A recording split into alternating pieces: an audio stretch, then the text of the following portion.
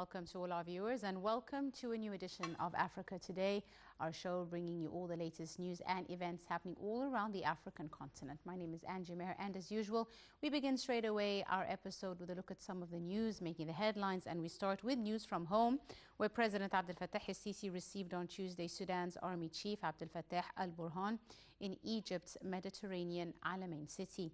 The trip is General Burhan's first abroad since fighting began with the paramilitaries in April. Burhan, who heads the council, was accompanied by the intelligence chief Ahmed Ibrahim Mufaddal and his interim foreign minister Ali Al-Sadiq. The war between Burhan and his former deputy turned rival Mohammed Daglo, who commands the paramilitary Rapid Support Forces RSF, has raged since April 15th. It has spread from Khartoum in the western region of Darfur to Kordofan and Jazeera state, killing thousands of people, forcing millions to flee their homes. For months, the RSF had besieged Burhan inside military headquarters in Khartoum, but last week the army chief made his first public foray outside the compound to review troops in parts of the war-scarred country. On Monday, he was in the Red Sea city of Port Sudan, where he made a fiery address to troops vowing to fight the RSF to end the rebellion. Still with news from Sudan, the military ruler Abdel Fattah al-Burhan on Monday dashed hopes of talks to end a months-long war, denouncing the rival paramilitary Rapid Support Forces as traitors and promising a decisive victory in a speech to his soldiers. We have more details in the story. In Sudan, millions have been driven from their homes, and the humanitarian crisis has escalated since the conflict between the army and the RSF began in April. Successive talks have failed to bring the fighting to a complete halt.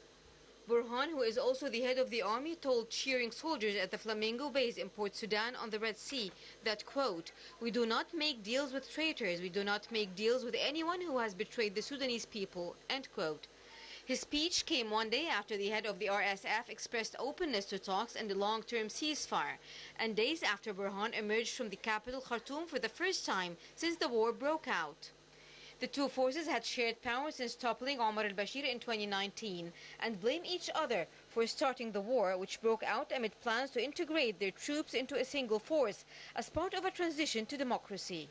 Burhan denied that his troops had received any foreign assistance and said his exit from the capital was thanks to a military operation involving the Air Force and Navy, and that 2 soldiers had died in the action. In recent weeks, the army has fought back a fierce RSF attack on the Armored Corps base in southern Khartoum, one of its only remaining strongholds in the capital, the other being the army headquarters where Burhan was based. The siege has led to civilian casualties and has cut off locals from electricity and water, while making it difficult for them to flee. The two sides have also fought fiercely for control of Niala in South Darfur state, with activists reporting scores of civilians' casualties and aid agencies saying the city has been cut off from assistance or utilities. Welcome back, ladies and gentlemen. We're now delighted to be joined over the telephone by His Excellency Ambassador Ayoub, Mahmoud Ayoub, Minister Plenipotentiary Commercial. It's a very good afternoon to you, Your Excellency. Good evening to you and good afternoon to you and to the viewers. Thank you so much, Mr. Ambassador. Of course, we'll start with earlier news where the Sudan's Army Chief traveled on Tuesday to Egypt on his first trip abroad since the outbreak of a war that commenced in April. How do you weigh the Egyptian role in trying to reach a settlement to the Sudanese crisis, Your Excellency? This visit, the first visit by the chief of the Sudanese army to Egypt is very important.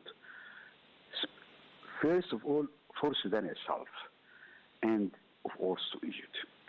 Egypt is playing a positive role and trying to accommodate different parties to reach a conclusion which is, let us say, a compromise, so that the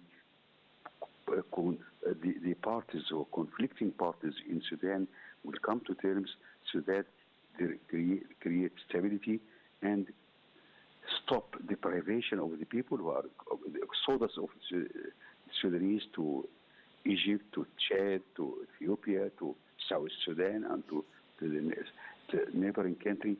Egypt is playing a vital role, as always it has been like that as far as Sudan is concerned, and this is very vital not only for Sudan but also for the neighboring countries who are suffering from the exodus of refugees from Sudan to these countries. It is a positive role and a vital role for Sudan itself, and I hope that the visit will reach concrete results as far as stabilizing the situation in Sudan and putting aside all the factors who are trying to disintegrate the unity of the land or the territory of Sudan. Indeed. Your Excellency, what other major players do you see can intervene to really stop, as you said, the humanitarian crisis that is occurring as a result of the unrest in Sudan? Several countries are trying to help in a way or other. One of them is Egypt. First of them is Egypt, of course. Yes. Second is the United States is trying to help from a humanitarian point of view.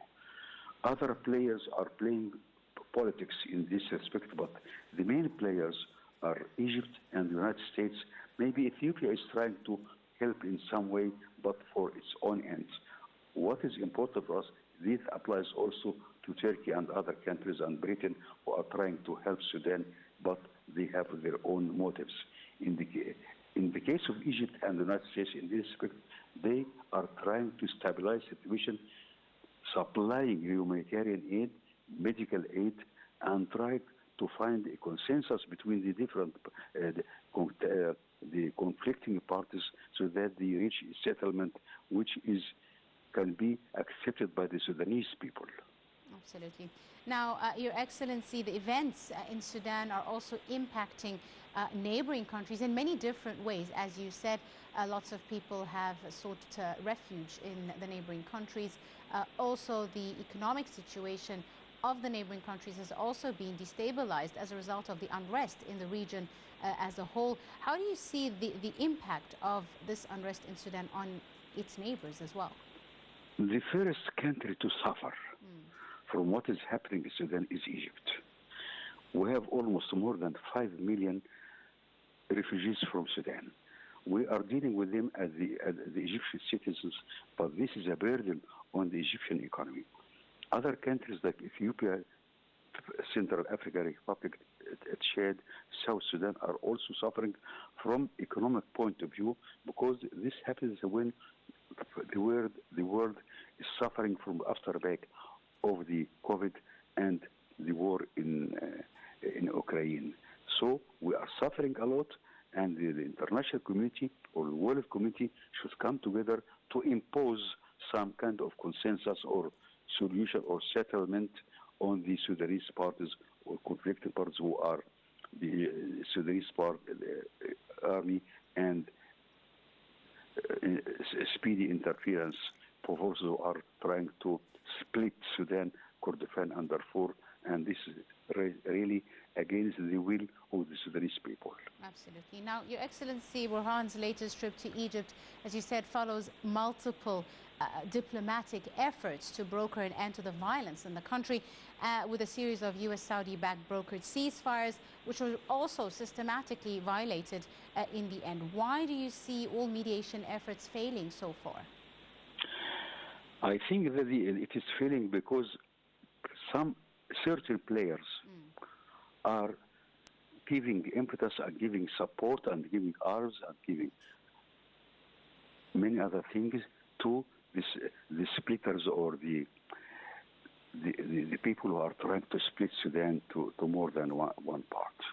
This is one thing. Those who are helping the splitters, if I can say splitters, are helping because they are getting gold from Sudan. So they are not helping for any humanitarian consideration or anything like that, but they are helping the splitters so that they get gold at cheap prices, of course, from Sudan. And so the other players, I will not mention names in this respect, right. so that we don't make any mistakes as far as evaluation is concerned. But the players who are playing in Sudan for gold it is a short-sighted approach, and at the end of the way, it will collapse on them and the people supported by these countries in Western Sudan. Right. Your Excellency, whilst Burhan has vowed to fight the RSF to end this rebellion. Earlier, Daglo released statements detailing a 10-point vision to end the war and build a new state. How do you see, the scene in light of these recent statements? Egypt is playing a role in this respect. Mm-hmm. The United Nations and the United States are playing a role in this respect. The Sudanese themselves should come to consensus as to what they need and what can be done within this situation. And there was also thinking outside the box. Some people are asking for a democratic rule to Sudan, that is to end the conflict between the military powers who are playing with Sudan now. So the democratic rule in Sudan is the only viable solution which can reintegrate Sudan as this was something which Egypt likes and supports. Indeed. Now, we've seen, lots of plans calling for civilian rule based on democratic norms, a single professional national military institution. Do you see these plans as feasible, Your Excellency? I think that the Sudan is facing a very difficult situation as far as economic situation and humanitarian situation is concerned. When Egypt and some other countries are trying to help Sudanese to reach a consensus or some kind of settlement or compromises, this means that the stability of Sudan and welfare of Sudanese people is at stake. Egypt is the main player and has always been a main player, and it cannot be marginalized in this respect. So Egypt has a stake in Sudan, and it will defend its rights in Sudan to help the Sudanese people. The first thing we can say is that we have more than 5 million Sudanese living in Egypt like Egyptian citizens, and they are enjoying all what the Egyptians enjoy of social cover, economic cover, and even employment. And I know that they are employed in many companies. They are employing Sudanese persons just to help Sudan, because Sudan is for Egyptians is like our cousins. They are not just a foreign country. Absolutely right. I'd like to thank you very, very much, Your Excellency Ambassador Ayoub, Mahmoud Ayoub, Minister Plenipotentiary Commercial. Thank you so much, Your Excellency, for your time and your insight and joining us on today's edition of Africa Today. And we still have more news. This time we go to Mali, where Russia has pledged at the United Nations on Monday to keep providing comprehensive assistance to Mali, where about 1,000 fighters with Russia's Wagner mercenary group are helping the West African state's junta fight an insurgency. Let's take a look at more details in this report. The UN is in the throes of what Secretary General Antonio Guterres calls an unprecedented 6-month exit from Mali on orders of the West African nation's military junta, which has brought in mercenaries from Russia's Wagner group to help fight insurgency. The UN Special Envoy for Mali, El Ghasem Ouani, laid out the scale of the operation to the UN Secretary Council on Monday.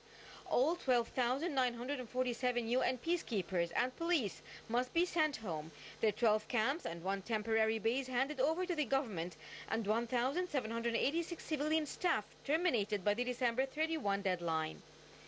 Mali's UN Ambassador Issa Konforo said the government is cooperating with the UN peacekeeping mission known as MINUSMA, but it will not extend the deadline. Meanwhile, Russia's Deputy UN Ambassador Dmitry Polyansky said that bilateral cooperation between Russia and Mali and the military junta's sovereign choice of international security partners are keeping, what he said, our former Western partners up at night. End quote. He told the UN Security Council that Russia, for its part, will continue to provide Mali and other interested African partners with comprehensive assistance on a bilateral, equal and mutually respectful basis. The 15-member council in June voted to end a decade-long peacekeeping mission in Mali after the military junta abruptly asked the 13,000-strong force MINUSMA to leave, a move the U.S. said was engineered by the Wagner Group. Mali has struggled to stem the insurgency that took root following an uprising in 2012. UN sanctions monitors reported to the Security Council this month that in less than a year, the Daesh in the Greater Sahara has almost doubled its areas of control in Mali. Mali's junta, which seized power in coups in 2020 and 2021, teamed up with Wagner in 2021. And for our final news item in today's edition of Africa Today, the French President Emmanuel Macron said that France's ambassador to Niger is still in the coup-hit country, despite an ultimatum from the new army leaders to leave. More details to follow. During a major foreign policy speech to ambassadors in Paris, French President Emmanuel Macron confirmed that French envoy Sylvain Ete was listening in from Niger capital Niamey, despite being given a 48-hour deadline to leave the country last Friday. Macron said, quote, France and its diplomats have faced particularly difficult situations in some countries in recent months, from Sudan, where France has been exemplary, to Niger at this very moment, and I applaud your colleagues who are listening from their posts, end quote. Niger President Mohamed Bazoum was toppled on July 26 and has been detained along with his family at the presidential palace in a coup that has been condemned by France and most of Niger's neighbors. On Friday, the new Niger regime announced that French Ambassador Ete had 48 hours to leave, saying he had refused to meet with the new rulers and citing French government actions that were contrary to the interests of Niger. Macron insisted that France would not change position in condemning the coup and offering support to Bazoum, stressing he had been democratically elected and was being courageous by refusing to resign. The EU also offered support later on Monday. The impoverished Sahel region, which lies south of the Sahara, has suffered what Macron called an epidemic of coups in recent years, with military regimes replacing elected governments in Mali, Burkina Faso and Guinea, as well as Niger. The changes have led to the creation of new military governments hostile to France, a former colonial power in West Africa, which has troops across the region. Final news item, ladies and gentlemen, we wrap up today's edition of Africa Today. We do hope you have enjoyed it. You were in the company of myself, Angie Meher. Thank you for joining us.